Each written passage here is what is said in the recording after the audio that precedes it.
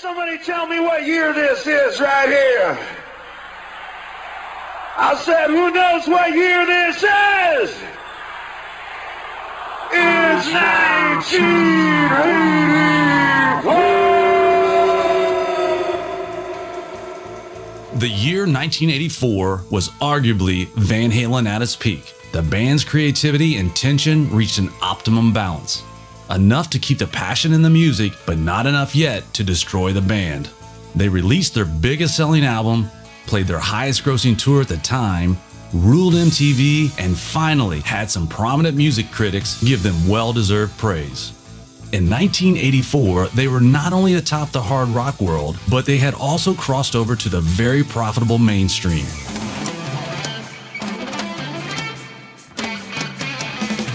But behind the stage lights, the band members, producers, and management were splintering rapidly. They had what they had been working so hard for over the past decade, but no one was happy. The wavering buzz from a mountain of cocaine and booze could no longer make up for their internal strife. The backyard party everyone had been invited to was about to get busted, and everyone would need to go home. The build-up to 1984 started in 1981 after coming off their Fair Warning tour. While the band took some time off, Roth suggested they do a cover version of Martha Reeves and the Vandellas Dancing in the Street to keep their name out in public. At the time, Eddie could not figure out how to Van Halenize it, so he suggested Roy Orbison's Oh Pretty Woman. Alex and Roth got behind the idea by constructing an elaborate video that MTV would later ban. The Pretty Woman video required more than the song's 3-minute runtime to execute, so according to Roth, he wrote Intruder on a Mini Moog analog synthesizer, marking the 4th time Van Halen used keyboards on a recording. The first time was for the band's 3rd album, Women and Children First, on the track And the Cradle Will Rock. The other two were on the band's 4th album, Fair Warning, on the tracks Sunday Afternoon in the Park and So This Is Love.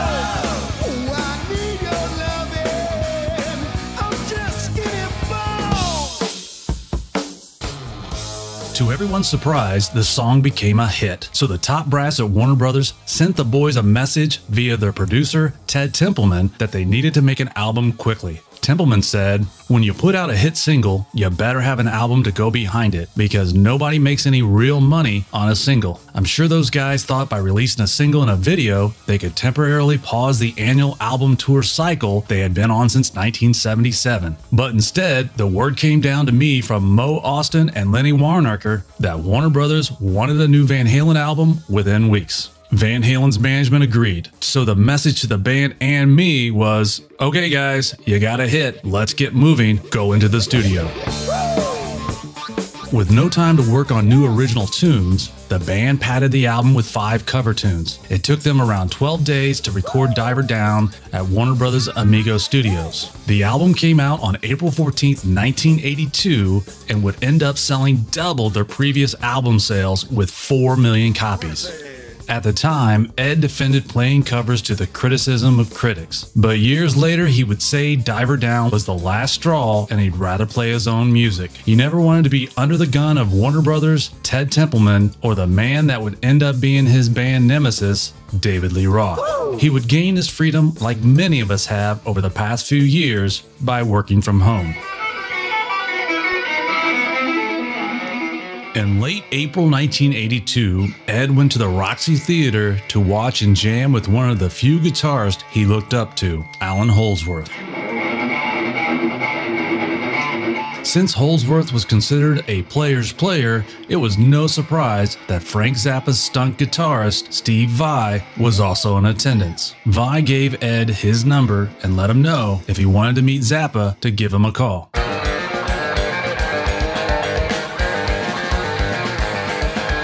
Ed called Vai, who wasn't home at the time, but he got Zappa's number from Vai's roommate. Ed then called the Zappa household, where Gail Zappa answered and handed the phone over to Frank. In the background, Gail got her son and budding guitarist Dweezil on the extension to see if it really was Edward Van Halen talking with his father. When 12-year-old Dweezil listened, he thought he heard the same guy who says, "Come on, Dave, give me a break," on Van Halen's Unchained, but he was wrong. Later, Dweezil would learn that the voice in Unchained actually belonged to producer Ted Templeman. According to Eddie, the first thing Frank said to him was, "Thank you very much for reinventing the electric guitar."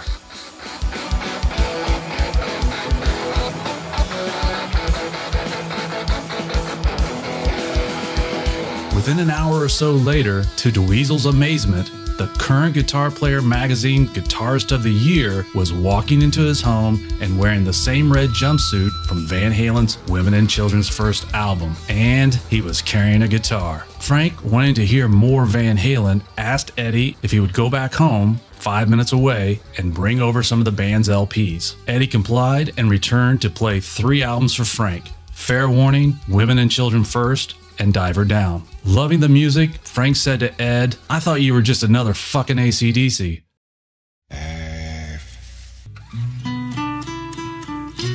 Over the next couple of hours, Dweezil would watch his father, Eddie, and Vi pass around the guitar and play in Frank's home studio, which was known as the Utility Muffin Research Kitchen. Surprisingly, Frank and Vi, notorious audio recorder hoarders, did not record the session. Later the same year, Frank would say, "Eddie Van Halen is a good guitar player, you know? He's entitled to all the adulations that he can acquire." Getting tired? No, my fingers got stuck. Frank wanted to encourage his son's passion for playing the guitar, so he called Ed and asked him if he would produce a song for Dweezil in Zappa's home studio. At the time, Ed was rehearsing with Van Halen for their upcoming Diver Down tour, but made time for young Zappa. From May to June 1982, Ed and Van Halen's longtime engineer, Don Landy, started working with Dweezil and his friends on a song called "My Mother's a Space Cadet." Dweezil and his buddies couldn't really play, but they finished the track with the help of co-songwriter Vi, Dweezil's sister Moon, and some slide guitar and unison string bending from Eddie.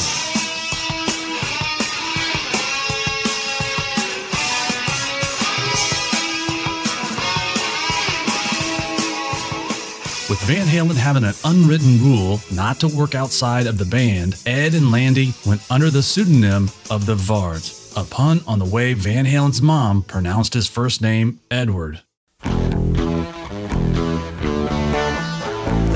The rule came into play after Gene Simmons tried to coax Eddie into Kiss. Simmons had financed the band's original 1976 demo tape and unsuccessfully attempted to secure a record deal for the group. But in late 1976, Simmons recruited Eddie and Alex to play on demos for 3 songs: Christine 16, Got Love for Sale, and Tunnel of Love. In the 1995 book Kisstory, Simmons said he liked Eddie's solo on Christine so much that he had guitarist Ace Frehley replicate it for the final Kiss version. In his 1997 book, Crazy from the Heat, David Lee Roth wrote, at that time, he suspected Simmons was absolutely trying to steal Eddie away from Van Halen. Eddie knew of Roth's paranoia, so he kept the Zappa project on the down low. All right, let me tell you something. I prove to you that I'm bad enough to go to hell. Yeah. Because I have been through it. Yeah. I have seen it. Yeah. It has happened to me. Yeah. Remember, I was signed with Warner Brothers for 8 fucking years. Tell me about it. After spending a month in Frank Zappa's studio, it was clear to Ed and Landy that Zappa was afforded the luxury of independence with his music, partly due to having his own studio. A place where record labels or budgets set no time limits. A place to experiment without worrying about the cost. A place where a producer would only be allowed in when they wanted him to be there. Engineer Don Landy, who had engineered all of the Van Halen's previous 5 albums, saw eye to eye with Ed's thinking, so they set out to create their own creator safe space. They'll sell the rest, their cocks and balls, they'll take the check and walk away. Later in this video, I will highlight some of the darker side of Eddie Van Halen. So it's important to point out here that Eddie could also be one of the nicest, sweetest people you'd know. Here are two small examples with the Zappa family. DeWeasel and his band, Fred Zeppelin, were at school, sound checking, running with the devil for a talent contest. Ed stopped by and DeWeasel told Ed his guitar kept going out of tune. Ed drives home and comes back with a guitar with Floyd Rose's new locking nut system that significantly helped keep guitars in tune. Ed also noticed DeWeasel was playing Running with the Devil incorrectly, so Ed patiently showed him the correct way to play the song. After the gig, Ed told DeWeasel he could keep the guitar. Frank Zappa, composer, guitarist, free speech advocate, and a unique figure in American music for nearly 30 years, died at his home in Los Angeles last weekend. The other act of kindness was within an hour after the announcement of Frank's death in 1993, Ed was the first person to call the Zappa household with condolences. Ed was so well liked by the Zappa household that he was their first choice to introduce Frank to the Rock and Roll Hall of Fame. Due to his introversion, Ed turned it down.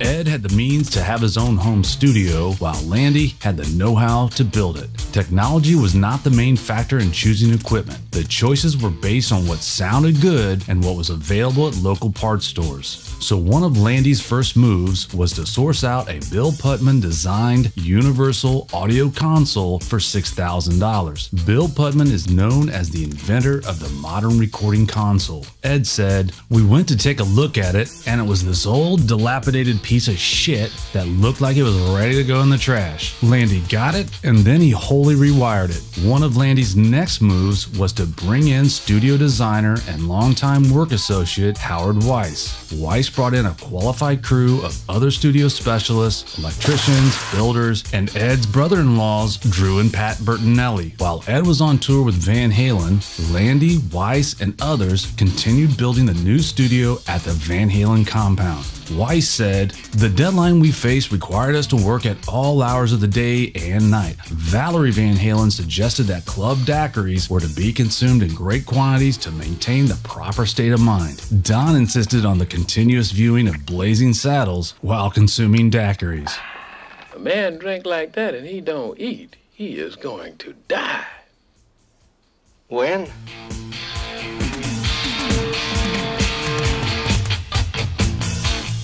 Surrounded by tall trees and barbed wire, the Van Halen home is located in the hills above the San Fernando Valley, north of Los Angeles. A guest house with an unused room sat at one end of the property. Initially, they considered this as a possible control room site, but after some further investigation, they decided it would be best to build the studio from the ground up. Now, zoning laws disallowed building a home studio on your property, so Ed told them it was for a racquetball court and got it approved.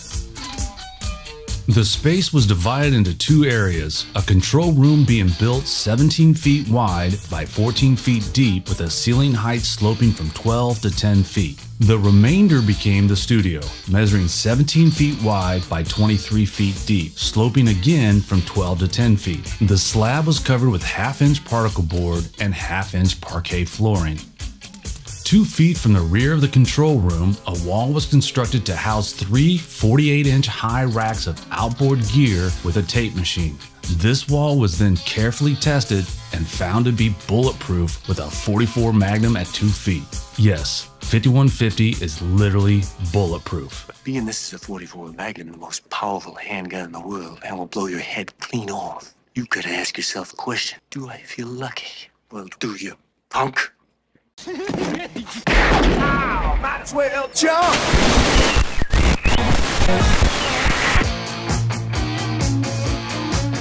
One unique problem confronting the builder was a 50,000-watt AM radio station just 3 miles from 5150, which could lead to the radio station's broadcast bleeding over when Ed was recording.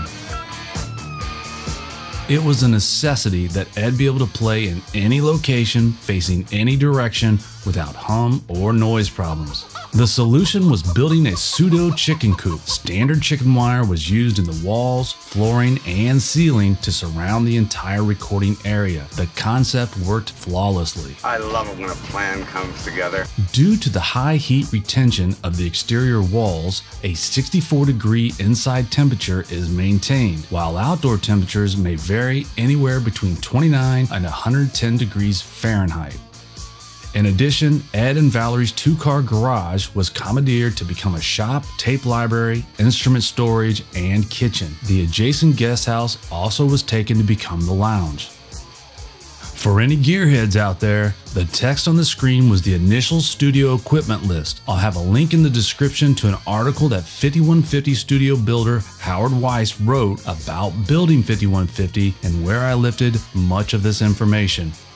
Landy came up with the studio's name, adopting 5150 from the California Welfare and Institution Code for involuntary confinement of a mentally unstable person deemed a danger to themselves and others. Don overheard the code number one night while listening to public broadcast on a scanner, and Ed and Don jokingly called themselves 5150s after many around them said they were crazy to build a studio. Both agreed that 5150 was the perfect name for their new asylum. Once the control room was built and the sound system was ready to be tested, the tape that just happened to be within reach was the DeWeasel tape. My Mother is a Space Cadet would be the first music played in the new 5150 studio, and they were blown away by how good it sounded.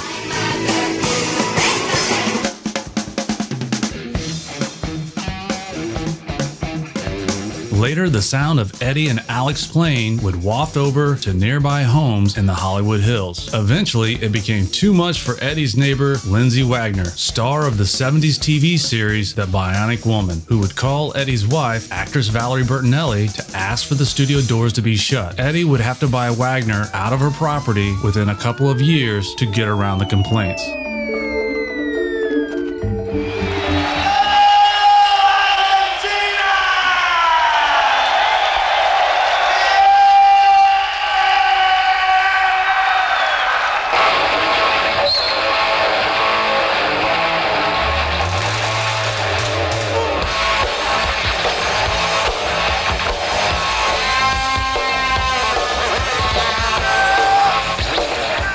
Landy and others finished the new home studio, the band continued to fracture at the end of the Diver Down tour. Roth, the outgoing attention seeker, and Eddie, the borderline introvert, were pulling apart the fastest.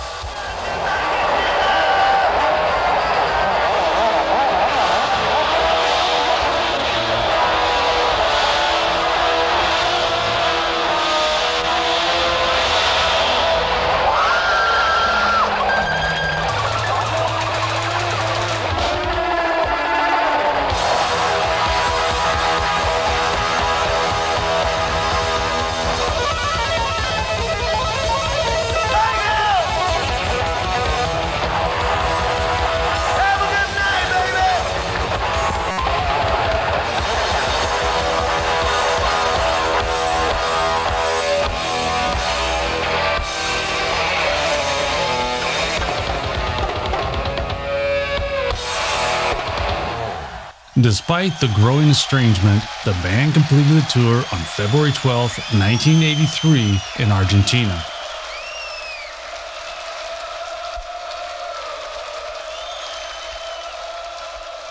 Ed would go back to his new 5150 studio, Michael Anthony would head back to his wife, who was his high school sweetheart, and Alex Van Halen would rejoin his then-girlfriend, Valerie Kendall, who would become his wife in June of 1983. Roth would head out on another excursion in his adventure crew named the Jungle Studs.